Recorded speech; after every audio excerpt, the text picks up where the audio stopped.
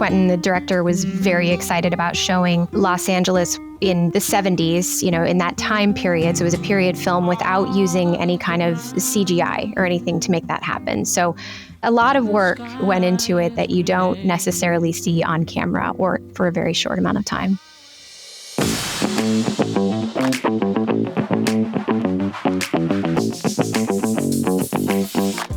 Hi, and welcome back to StudioBinder Academy. I'm Brandon. Today, we're speaking with Amy Kradolfer, Director of Integrated Communications at Film LA. Amy, thank you so much for being here today. Thank you for having me. Now, to start off with, we'd like to start with people's background. What drew you to film permitting, and how did you end up at Film LA? Well, I started actually as an actor. So I went to a conservatory for college, majored in theater, and then moved to New York right after that. And so I was sort of, tooling around New York, trying to do that, and but mainly waiting tables. And so I got to the point where I was ready to make a change and thought, well, how could I stay in the business, but maybe use my talents elsewhere. So I ended up moving to Los Angeles and thought maybe I would get into producing or development or something like that. Did some internships, and then I eventually ended up at Film LA. So that was 18 years ago.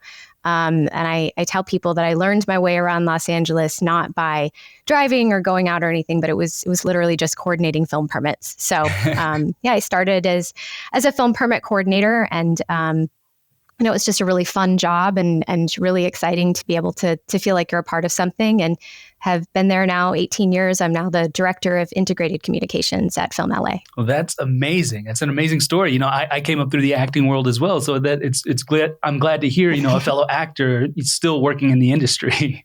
Yeah. Thanks.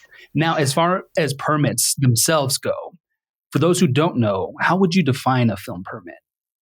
So at its most basic, it's a legal document that provides government permission to conduct commercial filming on location within a particular jurisdiction. So, it's an opportunity for government officials to weigh in, to make sure that filming is being conducted safely, to make sure that neighborhoods and constituents are being respected, and not unduly impacted. But it's also a valuable tool that protects filmmakers by providing access and the right to be able to conduct business without, being disrupted. Now, in terms of guerrilla style filmmaking, what are some of the drawbacks of this style of filmmaking, and what could happen to a filmmaker if they get caught without a permit? All right. Yeah, there are so many reasons why having a film permit is important. I mean, first of all, it's a requirement under the law. So, it's important for the city to be able to regulate the activity, to make sure that everything is done safely. The city does require that productions have insurance. So if anything goes wrong, then, you're protected from having to pay huge amounts. Mm-hmm. And, speaking of insurance, that's a really important thing when you say, what are the impacts? Since filming without a permit is illegal, if folks decide to do so and something happens, even if they have insurance, because, usually people do, mm-hmm. but if they have insurance, but they're filming without a permit and they need to make a claim, the claim is typically going to be denied because mm-hmm. it's an illegal act. So insurance is not going to cover them for something that happens during an illegal act. As I mentioned before, the permit also protects people to be able to film without interference. So it does go both ways, which is what I think people don't, realize is that if you're out there shooting and somebody is trying to stop you or trying to ruin the shot by interfering in some way intentionally, that there's laws against that as well. Excellent. So as far as what would happen, if you get caught without a permit, you risk getting shut down. You could potentially lose your talent for the day. You could be out money. Equipment rental is a big issue. You could be issued a citation. And so, these are all things that we want to make sure that people aren't having to do that. I mean, at the very minimum, you're going to get shut down most likely. And that's time is money. So it's an issue. And then one last thing, which I think is really interesting that we've been seeing over the last few years, is that we've been getting calls from people who are asking for retroactive permits. And so what we're finding is that when it comes time for distribution, you're trying to sell something, some of the streaming platforms or the distributors are asking for the film permits. And so people are calling us trying to get them after the fact, and it's not possible at that point. Oh, that's very good to know. Yeah, so I can definitely see the importance of having a film permit. Like you said, time is money, and if you're being shut down for any portion of time, that's money out of the budget of the film. So yeah, filmmakers definitely look into getting permits if you're shooting on location. Now, speaking of filming in LA specifically, what are the rules for permitting in LA? So as far as, getting a permit, it really depends on your jurisdiction in terms of what you're going to be required to do. Any type of filming that is for commercial purposes or that would have commercial value is going to require that they obtain a film permit. There's one jurisdiction that has different rules, but within all of the ones that we cover, a film permit is required for any commercial filming. And so that includes something that may be a question we get asked a lot is, well, I'm not paying anybody. Nobody's getting paid for this, or we're just submitting this to festivals, for instance. But, the ultimate goal is that you're hoping to sell this, right? So that potentially has commercial value. So that's required. Another thing is also impact, and that's what the permit authority looks at as well.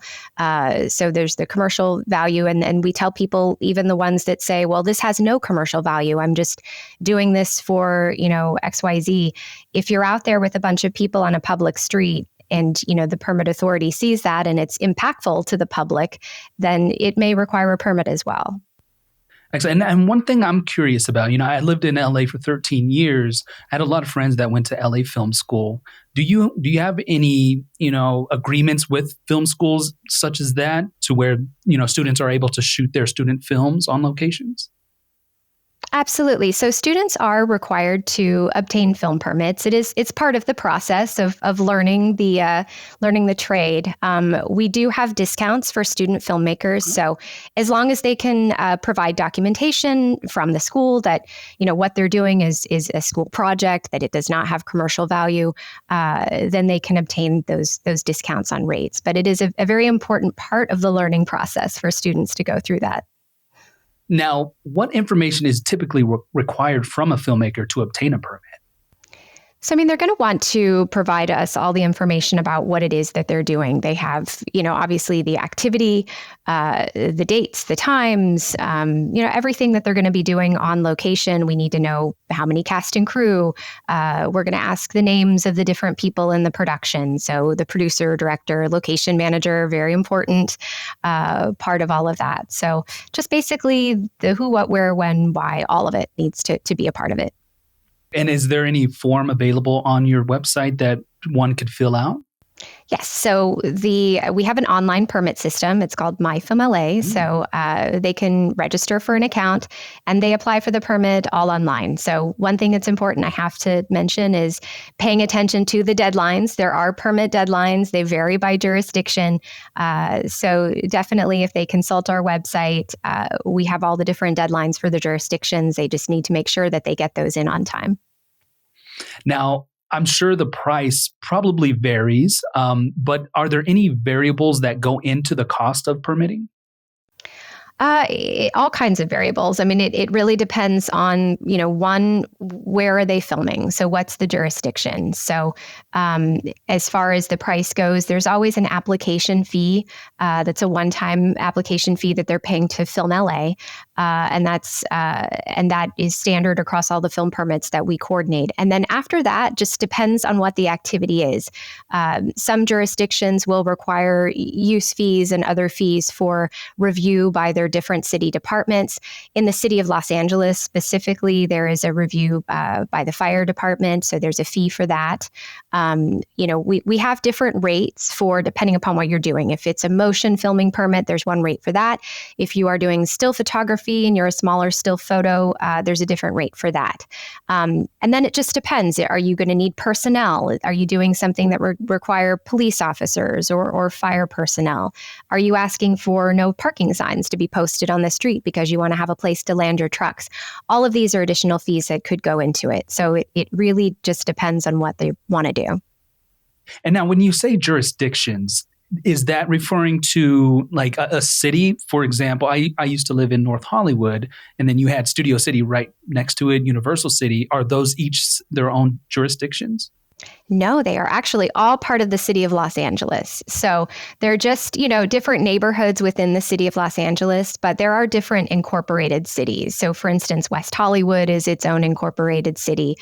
So all of Los Angeles, which is a huge area going, all the way from the west side, all the way to, obviously the Deep Valley and things like that. That's all considered one jurisdiction. And then you have unincorporated LA County. So that's where you're going to find more of the things that are up, towards the Lancaster, Palmdale area, so that more of where the movie ranches are. And then there are their own cities. So, like I said, we have 18 cities that we currently coordinate permits for. Santa Monica would be one of those, for example, Newport Beach. So that's what that refers to. Are there any types of specific insurances that are needed to obtain a permit? Yes. So all productions are going to have insurance. It again varies depending upon where you're filming, but typically it's 1 million general liability that's required. You would have to name Film LA as additionally insured, and also the city in which you're filming. So city of Los Angeles, if you're filming there, would have to be added as additionally insured under the policy. Okay. Excellent. And how long does it typically take to obtain a permit? So I keep saying this, but again, it just depends on where you're filming and kind of what you're doing. I would say standard, if you're in LA City, LA County, it's typically 3 business days before your first shoot date. Permits are due by 10 a.m. always across the board. But there are certain locations within the city that might require more time. Filming at Rec and Parks properties requires 4 days, for example. If you want to shoot at LAX, it's a little bit longer because there's things that have to be done for that. So it just depends. And then other municipalities might have longer times depending. Santa Monica, for instance, requires 5 business days. Excellent. Now, in terms of that length of time, do you have any advice for filmmakers on as far as how far in advance they should start the permitting process? We recommend that they start it as early as possible in terms of getting their questions answered, gathering their information. We provide production planning services for free at Film LA. So if they give us a call, they can speak to somebody on the team that will be able to walk them through their locations and let them know what's going to be required, give them estimates, let them know if there's any special issues or any personnel that's going to be required. So we recommend that they do that as soon as possible. They can either call us or they can email us at info@filmla.com. And then as far as actually submitting the permit application, that's typically, they could do that 30 days out from their first shoot date. Now, as far as the permit goes, are there specific personnel that are required to be on set? And if so, what type of personnel are they? And in what instances are they needed? Good question. It really depends on the activity. So, standard across the board in the city of Los Angeles, there's no additional personnel that is automatically assigned. So it depends on what you're asking for and where you're filming. If you're doing something that's going to be doing sort of intermittent traffic control or setting up a shot in the middle of the street, then you may be required to have officers for safety. And if you're doing a full closure or something like that, if you're filming up in the mountain fire zone, up in the Hollywood Hills, someplace that's, a high fire danger, you might be assigned a uniformed fire safety officer to be with you. There are certain neighborhoods within the city of Los Angeles that could be considered more highly sensitive. We call them the special condition areas. And some of those require that a Film LA monitor be on site. So it really just depends, but there's not anything that's automatic within the city of LA. If we could, we'd like to jump into some of your previous work. You worked with Quentin Tarantino and his team on Once Upon a Time in Hollywood. Could you walk us through what that process of obtaining permits was like? Yeah, that one was a great one. It was really a love letter to the city of LA, and Quentin, the director, was very excited about that, and also really excited about showing Los Angeles in the 70s, in that time period. So it was a period film without using any kind of CGI or anything to make that happen. So it did entail that they spend a lot of time really prepping the locations that they wanted to shoot.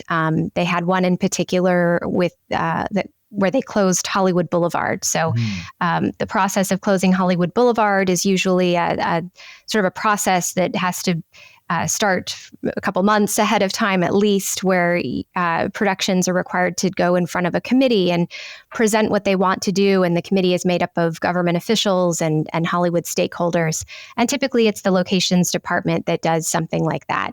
Well, Quentin actually showed up for this meeting, which was a first, which was very exciting for everybody there, and gave a very impassioned, kind of speech about, why this was important and why it needed to be here and what they wanted to do. So that was fun. But, there was a lot of things that go into that, like trimming trees to make sure that, you can see things. They had to remove all of the signage or parking meters, things that would not have been period relevant in the 70s. So, there's different city departments that have to be contacted to do that, storefronts, and really working with the communities too. They needed buy-in from everybody that they filmed around. They had to set dress, all of the different areas.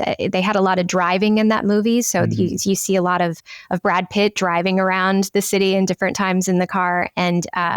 And what you're not noticing is that outside of the windows, you can barely see it. But those locations, to have just something that might be seen for 1 second of a drive-by, took months of preparation to get, murals. They painted a giant mural on Sunset Boulevard that's still there, right by the old Nickelodeon. So yeah, just a lot of work went into it that you don't necessarily see on camera or for a very short amount of time. Wow. You didn't happen to film Quentin Tarantino speaking, did you? I didn't, but I did see it. It was quite amazing. I bet that was an experience. Definitely. Now, you also worked with Michael Bay on his film Ambulance. What was the permitting process like on that film? So that was actually one that many people in our organization worked on. I specifically didn't coordinate that one, but we were all aware of it, and we had a lot, going on. That one was just off the hook in terms of it. Basically had everything you could possibly think of in terms of permitting challenges. They had full closures. They had helicopters. And helicopters are typically, since drones came on the scene several years ago, we don't get a lot of filming with helicopters anymore. This one had 4. It had 2 picture helicopters, two picture helicopters, one that was the camera helicopter, and then like a safety, and tons of drones and things. And they ended up flying them underneath 4 different bridges downtown. So that took a huge amount of coordination between, the Army Corps of Engineers, who is responsible for maintaining the LA River, to several different government, council offices that had to be involved, notification. They had gunfire and explosions that would happen that required, surveys from communities that were almost half a mile away. There was a train track that, ran underneath one of the bridges that had to be coordinated. Weather, every jurisdiction, every kind of government agency that you could possibly think of had to help with that.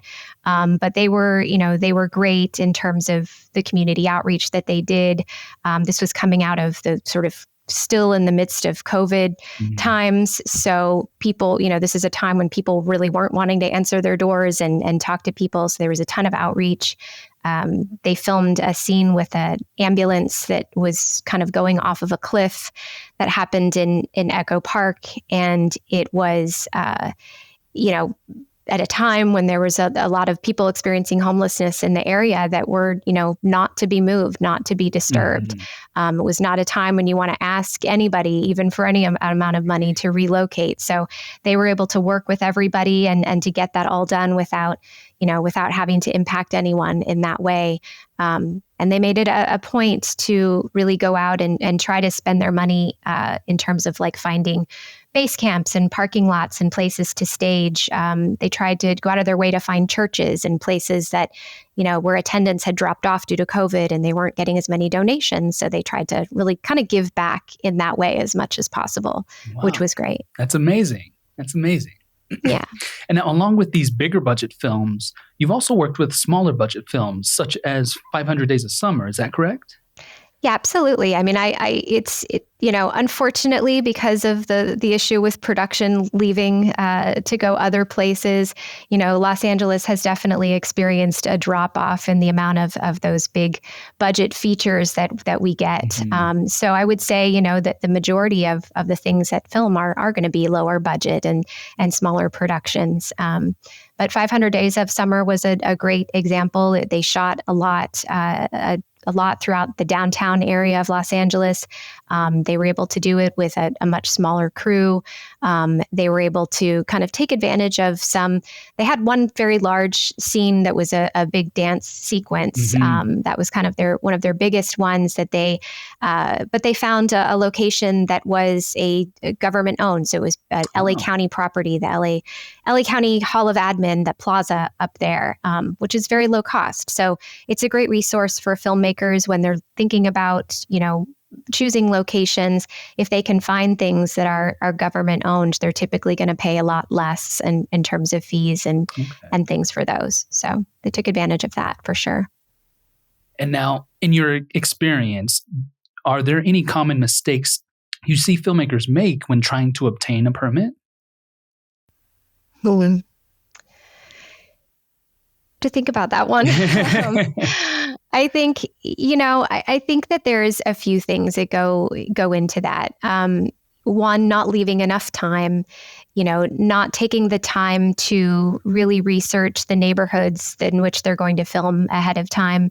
A mistake that people make is just sort of coming in and not kind of doing their due diligence and making sure that they're talking to neighbors and making sure that they have developed those relationships with people before just arriving. I think that people need to understand that these places, when they're filming on location, they're not on a studio set, they're not on a back lot. So, these are actually places where people live and work, and merchants are trying to make their, they have businesses too. And so it's really about looking out for other people. And that's where we try to help. We want to make sure that there's a balance between all of that. Excellent. And lastly, you've given us a lot of great information, but do you have any tips, advice, tricks, or anything for filmmakers looking to shoot on real location? I think that, one of the things that they should definitely do, if I can impart anything, is take advantage of the free service that is our production planning department at Film LA. We are, really helpful at being able to help guide people, answer their questions. We have a location library. It's called locoscout.com, and it's available for filmmakers to look through. It's all publicly owned locations. So, if you're looking for something and, you're low budget and you kind of know what you're looking for, give us a call. We can probably make some recommendations there. Excellent. Well, Amy, those are all the questions we have for you. Thank you so much for taking the time to answer them. It's been a pleasure speaking with you. Absolutely. Thanks for having me. For more on Film LA, including assistance with the permitting process, be sure to check out their website linked below. And for more interviews or deep dives into the StudioBinder software, be sure to like and subscribe to be notified when new videos are added. I'm Brandon with StudioBinder Academy. Thank you for watching, and we'll see you in the next one.